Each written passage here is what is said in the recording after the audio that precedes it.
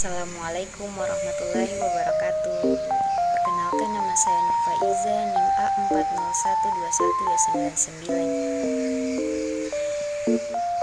beserta dengan teman kelompok saya dari kelas E, Fakultas Keguruan Ilmu Pendidikan, Prodi Pendidikan Guru Sekolah Dasar, kelompok 3, Konsep Dasar Sains. Di sini kami akan menjelaskan tentang materi perbedaan tumbuhan monokotil dan dikotil, dan contoh fungsi alat perkembangbiakan makhluk hidup. Tumbuhan monokotil. Tumbuhan monokotil adalah tumbuhan yang memiliki biji tunggal atau tidak dapat terbelah.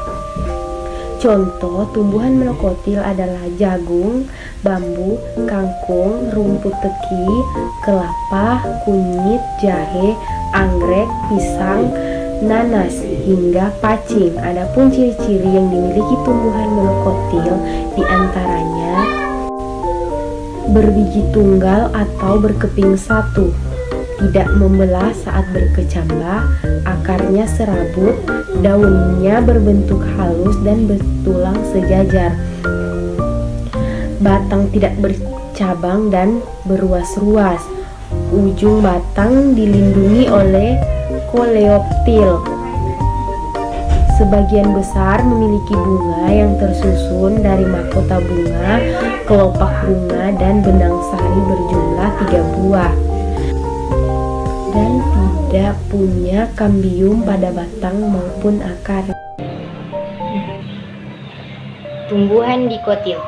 Tumbuhan dikotil didefinisikan sebagai tumbuhan yang memiliki biji berkeping 2. Contoh tumbuhan yang masuk dalam kelompok dikotil yaitu mangga, pepaya, cempedak, sirih, belimbing, tanaman karet, pohon jarak, tumbuhan kacang-kacangan, cabai, hingga tomat.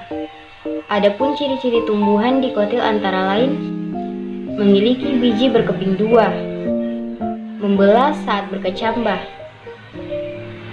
memiliki akar tunggal, memiliki batang bercabang, tulang daun berbentuk oval atau berjari, tidak memiliki tudung akar, batang berkambium, akar dan batang memiliki bentuk yang membesar, memiliki xilem dan flum, dan bagian bunga tersusun dari mahkota bunga, kelopak bunga, dan benang sari dengan jumlah 2, 4, 5 atau kelipatannya.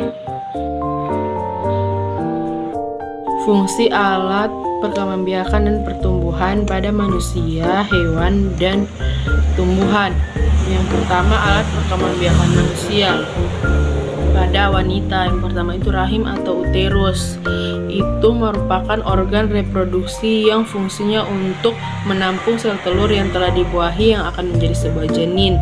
Yang kedua, ovarium. Itu merupakan tempat reproduksinya sel telur maupun hormon seks, progesteron dan estrogen. Yang ketiga, tuba falopi. Itu merupakan saluran yang menghubungkan sel telur masuk ke dalam rahim. Yang keempat, vagina merupakan bagian terluar yang terletak di belakang kandungan yang berfungsi sebagai persalinan masuknya sperma ke dalam rahim. Kemudian alat perkembangbiakan manusia pada pria itu terdapat 3, yaitu 1, penis. Penis itu merupakan saluran uretra yang berfungsi sebagai tempat keluarnya urin dan cairan mani. Yang kedua, skrotum. Itu merupakan pelindung buah zakar atau testis yang fungsinya untuk mengatur suhu pada testis agar dapat memproduksi sperma. Yang ketiga itu testis. Testis itu merupakan berfungsi sebagai tempat reproduksinya sperma dan hormon testosteron. Sistem reproduksi pada tumbuhan.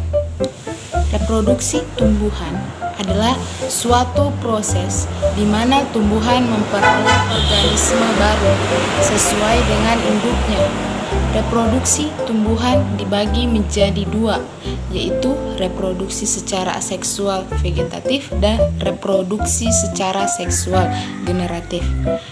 Reproduksi vegetatif.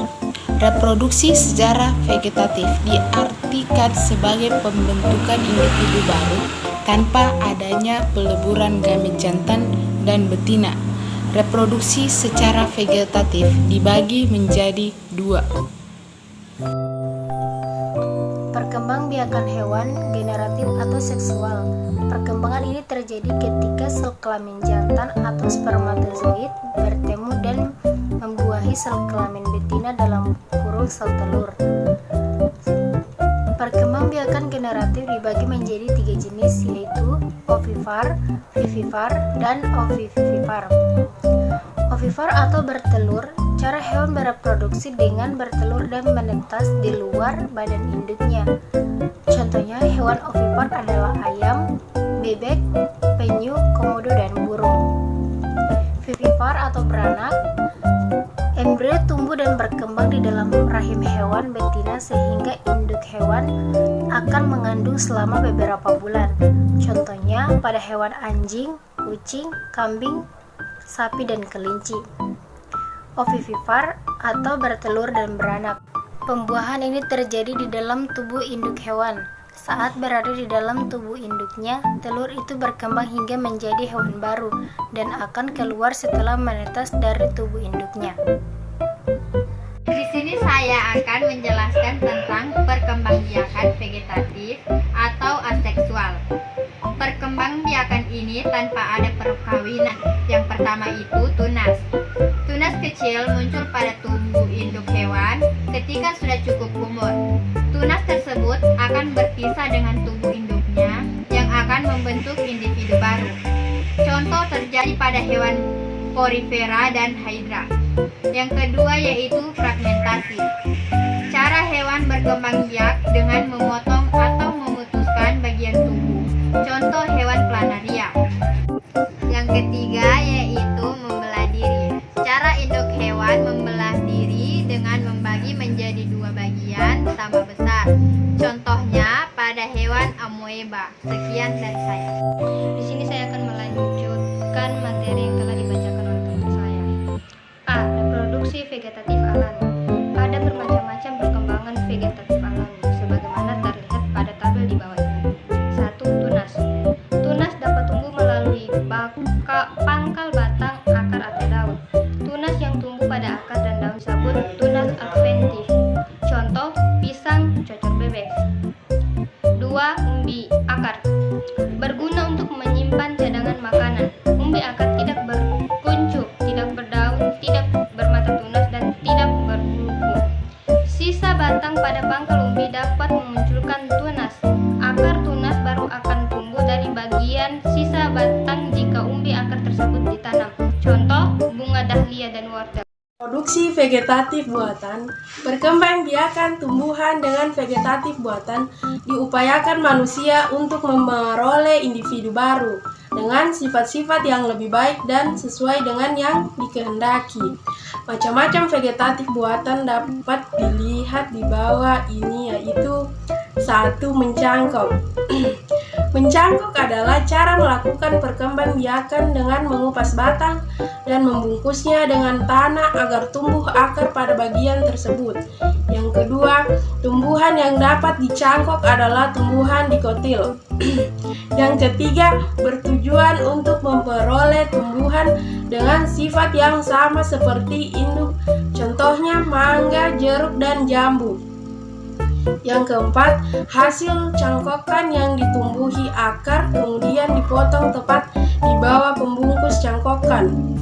2. Menempel atau okulasi.